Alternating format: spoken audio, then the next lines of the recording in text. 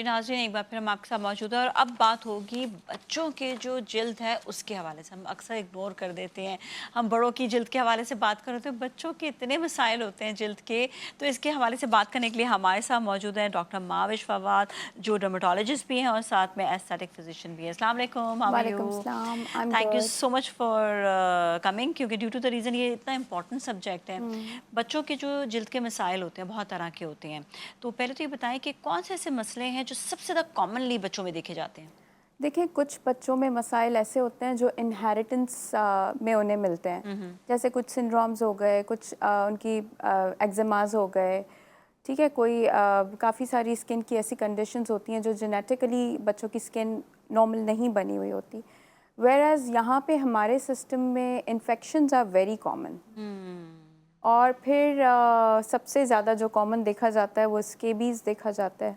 Daily OPDs में most common condition जो है ना, टॉप मोस्ट इज़ क्यों स्केबीज़। क्यों क्यों मतलब? देखिए, स्केबीज़ जो है वो ओवर क्राउडिंग की वजह से होती है, हाँ।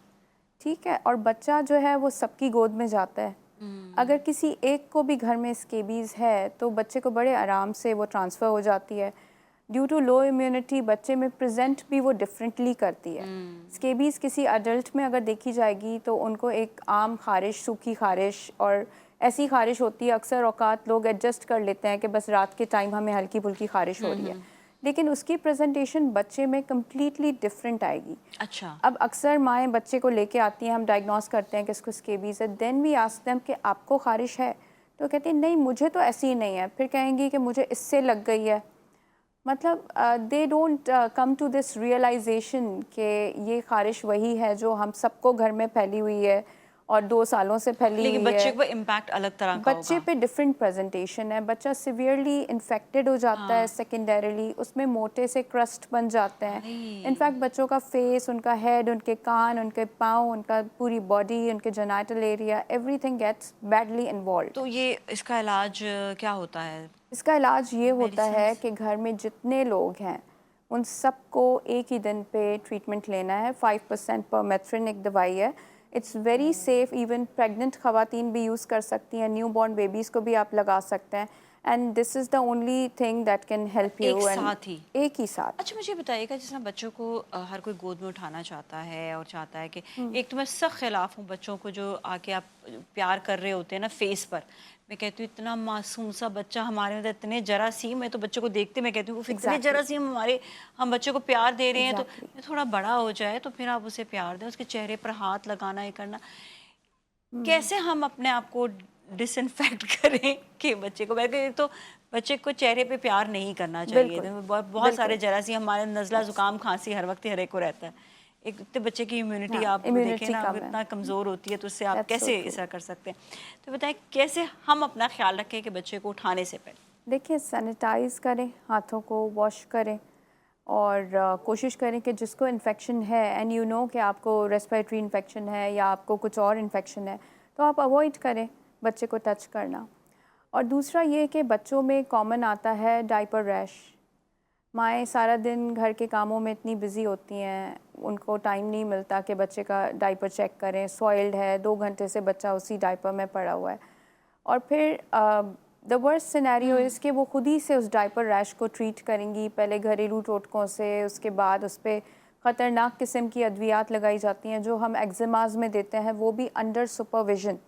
वो बच्चे के डायपर एरिया में जहाँ की जल्द मोस्ट सेंसिटिव है, वहाँ लगा लगा के उस जल्द को बुरी तरह से गला के और फिर वो आती हैं कि ये ऐसे हो गया। और बच्चे में वो इतनी उस दवाई की एब्जॉर्प्शन हो जाती है कि उनके फेस में भी हमें वो आसार नज़र आना शुरू हो जाते हैं कि कहीं इनको स्टेरॉइड तो नहीं लगाया गया। मतलब उनका फेस कुशिंगॉइड हो जाता है और मतलब चीक स्वॉलन और बच्चे की स्किन पतली हो जाती है। जो वो अगर वो डायपर पे लगा रहे हैं, डायपर एरिया पे, इट गेट्स तो वो एब्जॉर्ब्ड इन आपके द ब्लड पूरी स्ट्रीम। यस, अच्छा, वो बच्चों का फेस तक बॉडी आता सरफेस है। एरिया और वेट का रेशो हमसे माय गॉड! डिफरेंट है। अच्छा, एक क्रीम है, मैं उसके बारे में पढ़ रही थी, वो एग्जैक्टली डायपर की इतनी बड़ी सी एक क्रीम आती है और मैं देख रही होती हूँ कि उसमें एक्चुअली जब मैंने उसके बारे में गूगल में पढ़ा तो उसमें स्टेरॉइड थे। तो मैंने ओह! कहा ये कैसे हर कोई बच्चे को, नहीं, कहते हैं हम तो लगा देखिए लेते। अब जब आपकी बात से मुझे ख्याल एग्ज़ैक्टली आया कि इसका मतलब नहीं कुछ भी लगाना लगा लेते चाहिए, हैं लोग। नहीं लगाना अच्छा मुझे एक चाहिए। चीज़ बताइएगा, डायपर के टाइमिंग्स क्या होते हैं और किस तरह से सफाई भी करनी चाहिए कि उसको कोई इन्फेक्शन ना हो बच्चे को? देखिए डायपर ऑब्वियसली मदर को चेंज करना चाहिए, चेक करना चाहिए सारा दिन उसको। जैसे ही सॉइल होता है you have to immediately change it. मतलब अच्छा, सारा तो उसी दिन तरह ही घूम रहा होता है 2-2 नहीं, 3-3 2 दफ़ा में आवर्स भी? 3 आवर्स आप देखें आपके बच्चे का कैसा टाइमिंग्स क्या है? रूटीन कैसा है, हाँ। उस हिसाब से आप उसका चेंज कर सकते हैं। लेकिन जब स्पेशली जब बच्चों को डायरिया होता है तो ये कंडीशन आती है डायपर डर्मेटाइटिस की, इरोजन हो जाती है, स्किन पूरी अल्सरेटेड इरोसिव स्किन हमें नज़र आ रही होती है, स्किन उखड़ चुकी होती है, मतलब लिटरली इट्स नॉट देयर। जब आपका स्टूल एसिडिक है और वो कम्प्लीटली आपके सारा टाइम उसमें पड़ा हुआ है डायपर में, it's not getting absorbed in the diaper as well, और फिर माएँ जो हैं वो अपने कामों में बिजी हैं, तो तब तक हालात बहुत बुरे हो चुके थे जब तक वो आके चेक हाँ, करती हाँ, हैं कि हाँ, हाँ। कैसा है क्या है। तो ये भी है एक मसला। बात अच्छा, बिल्कुल। एक तो ये हो गया डायपर वाली बात। बाज़ जो ख़वातीन हैं जो हम देही इलाकों में देख रहे होते हैं वहाँ पर तो वो लिटरली कपड़े का इस्तेमाल कर रहे होते हैं और लेकिन ये है कि कपड़े की वजह से वो ये है कि थोड़ा सा चेंजेस जल्दी जल्दी होते हैं। तो डू यू थिंक सो कि हाँ, डायपर की वजह से ज़्यादा मसाइल एग्जैक्टली। होते हैं या कपड़े की वजह से? देखिए वी आस्क आवर पेशेंट्स के जितना हो सके आप डायपर फ्री रखें बच्चे को डे टाइम में। देखिए कराची का मौसम ऐसा है कि ह्यूमिडिटी भी है, गर्मी भी आ गई ऑलमोस्ट, तो अभी ये होगा कि सारा दिन बच्चा डायपर में होगा तो उसमें फिर आजकल कॉमनली फंगल इन्फेक्शंस भी देखे जा रहे हाँ, हैं। हाँ, हाँ, हाँ। ठीक है, टीनिया क्रूरिस बच्चों में पहले कॉमनली नहीं आता था, लेकिन surprisingly it's very common, it's very resistant. Mother को है, दादी को है या किसी मेड को है, वहाँ से बच्चे को लग गया। अब बच्चे को हो गया तो अब बच्चे के केस में you can not give them very heavy medication. We are very limited जब हम बच्चों को ट्रीट करते हैं। बहुत सारी दवाइयाँ ऐसी हैं जो हम बच्चों में नहीं दे सकते। और फिर ख़वातीन ऐसी ठीक हैं है। कि सालों से अपना टीनिया और ये फंगल इन्फेक्शंस लेके वो घूम रही होती हैं, ट्रीटमेंट नहीं ले रही होती हैं। जब डिलीवरी के टाइम पे उन्हें गायनेकोलॉजिस्ट कहती हैं कि इस टाइम पे हम आपका डिलीवरी नहीं करेंगे, पहले आप जाके ट्रीट कराएं, उस टाइम पे वो आती हैं, उस चीज़ को सीरियसली लेती हैं। और फिर जैसे ही न्यूबॉर्न होता है तो फिर उस टाइम पे इमीडिएटली न्यूबॉर्न में वो इन्फेक्शन ट्रांसमिट हो जाता है। ओके, तो ये तो इतना सीरियस चीज़ है जिसको देखने की बिल्कुल। ज़रूरत है। चलिए सही, इस पर मज़ीद हम बात करते हैं, लेकिन ब्रेक की जानिब जाएँगे, ब्रेक के बाद दोबारा मिलेंगे। So you all stay with अस।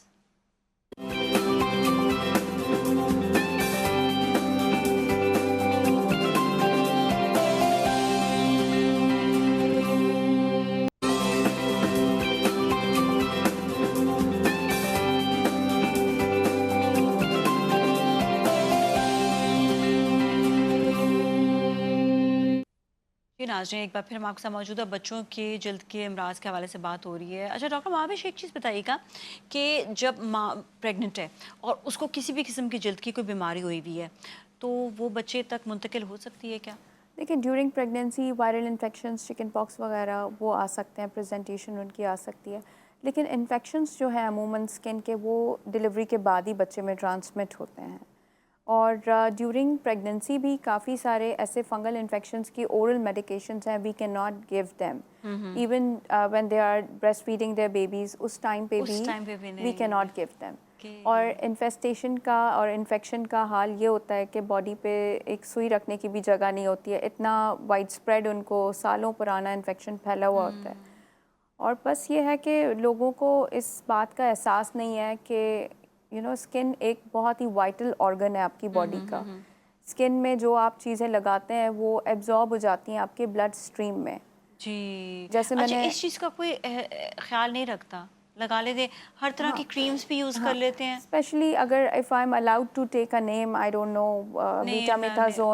हाँ, मिथाजोन उसमें होता है, हाँ, हाँ, अंदर हाँ, हाँ। ग्रीन और वाइट ट्यूब है, वो सबके घरों में होती है। हाँ, वो डायपर रैश पे भी लगाते हैं, वो स्किन पे एक्नी पे भी लगाते हैं, गोरे होने के लिए भी इस्तेमाल करते हैं, हालांकि हाँ, वो इन तीनों चीज़ों की क्रीम नहीं है। हाँ। We cannot use that for such things.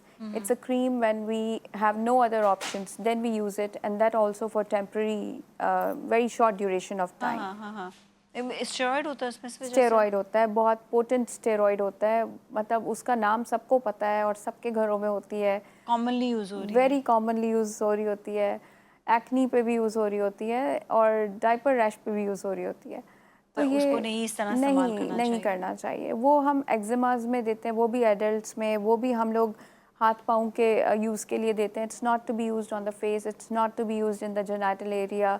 Sensitive areas में नहीं यूज़ की जाती. ओके. और जब हमें उसकी हिफाजत बढ़ानी होती है तो हम वो कहते हैं कि चलें आप ये लगा के इसके ऊपर वो क्लिंग रैप या कोई ऐसी प्लास्टिक की कोटिंग कर लें जिससे उसकी एब्जॉर्प्शन इंक्रीज़ हो जाए.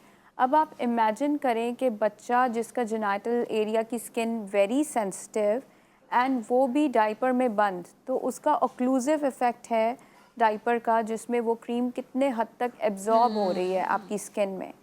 और मतलब बच्चे को देख के पता चलता है, उसके फेस को देख के पता चलता है कि इसको क्या लगाया गया है. और अच्छा मतलब एक और इतनी चीज़ लेवल की जिसमें बच्चों की बहुत ज़्यादा ड्राइनेस होती है, अब ये नहीं पता कि बच्चे को पेट्रोलियम जेली लगाई जाए, कौन सी वाली क्रीम लगाई जाए. हाँ. माएँ वही लगाती हैं जो वो खुद लगा रही होती है. कि बच्चों के लिए कोई स्पेसिफिक क्रीम होती है, कुछ होता है? देखिए, बच्चों के जब प्रोडक्ट सेलेक्ट करें उसमें एक दो चीज़ों का ख्याल ये रखना है कि कम से कम केमिकल्स हों, फ्रेगरेंस ना हो. ठीक है, फ्रेगरेंस वाले प्रोडक्ट्स जो हैं वो बच्चों को इरिटेट करते हैं. फ्रेगरेंस फ्री उस पर लिखा हो, हाइपो एलर्जेनिक लिखा हो, ये सारी चीज़ें उन पे प्रोडक्ट्स पे मेंशन्ड होती हैं. बच्चों के प्रोडक्ट्स की रेंजेस ही अलग होती हैं. और कुछ नहीं, बहुत ही विंटर सीज़न चल रहा है तो दो आप चीज़ें करें. एक तो नेचुरल ऑयल्स जैसे ओलिव ऑयल हो गया, जैसे कोकोनट ऑयल हो गया, ये आप लगा सकते हैं. बच्चों को मसाज करके 2 आवर्स के बाद, 1 आवर के बाद आप उन्हें शावर कराएं. उसके बाद बेबी लोशंस मिलते हैं, वो लगा सकते हैं. एक्सट्रीमली ड्राई स्किन पे आप वैसलीन लगा सकते हैं. Liquid paraffin and white soft paraffin का मिक्सचर बना के ये विंटर्स में यूज़ ये किया कैसे जा बनाते सकता हैं है. दोनों? ये इक्वल अमाउंट्स में दोनों चीज़ें वेरी इजीली पेट्रोलियम जेली ले ली अवेलेबल, और very easily available. White soft paraffin and liquid paraffin equal amounts में लेके आपने उसको मिक्स कर लेना है. और वो अक्सर फार्मूला आपको बना के भी दे देते हैं केमिस्ट. इसको 50-50 कहते हैं बड़े स्लैंग में जैसे. अच्छा ओके. हाँ, फॉर द स्किन. या बड़े भी लगा सकते हैं इसे? हाँ बिल्कुल, बड़े भी लगा सकते हैं. बहुत ही चीप और बहुत ही इफेक्टिव मॉइस्चराइजर है अच्छा. For the winter season. तो ये आराम से आप यूज़ करें. अगर ये फेस पे तो नहीं, खाली बॉडी के फेस लिए पे ना? नहीं, फेस पे कॉमेडोजेनिक इफेक्ट होगा, एक्नी आ सकती है और आपका टू हाँ ड्राई ना. टू मच ठीक हो है. जाएगा फेस के लिए. Okay okay. अच्छा वैसे नॉर्मली क्योंकि शो का वक्त भी ख़त्म हो रहा है, मैं एक लास्ट क्वेश्चन करूँगी. कॉमनली अगर जैसे आपने कहा ऑयल यूज़ करें तो is it more benefit oil को, जो नेचुरल ऑयल है इसको इस्तेमाल करना, रादर देन आप कोई भी फ्रेग्रेंस वाली क्रीम यूज़ कर रहे हैं? एग्जैक्टली. फ्रेग्रेंसेस जो हैं they are known to cause allergies, they are known to trigger allergies, they are known to trigger reactions. तो जितना भी केमिकल फ्री इन्वायरमेंट आप बच्चे का रखेंगे, जितना भी नेचुरल इन्वायरमेंट रखेंगे, और प्लीज़ स्किन जो है it's a very vital organ of the body. जो हम स्किन पे लगाते हैं it gets absorbed in the blood stream. तो बच्चों की स्किन पे एक्सपेरिमेंट करने से पहले या सेल्फ ट्रीटमेंट करने से पहले you should consult a dermatologist. बिल्कुल, बहुत ज़्यादा ज़रूरी है. Thank you so much. आपका बहुत बहुत शुक्रिया. इसके साथ ही नाज़रीन आज के लिए इतना ही. अपने घर वालों को बहुत ख्याल रखिएगा. नाज़िम मलिक और टीम को दीजिए इजाज़त. अल्लाह हाफ़िज़.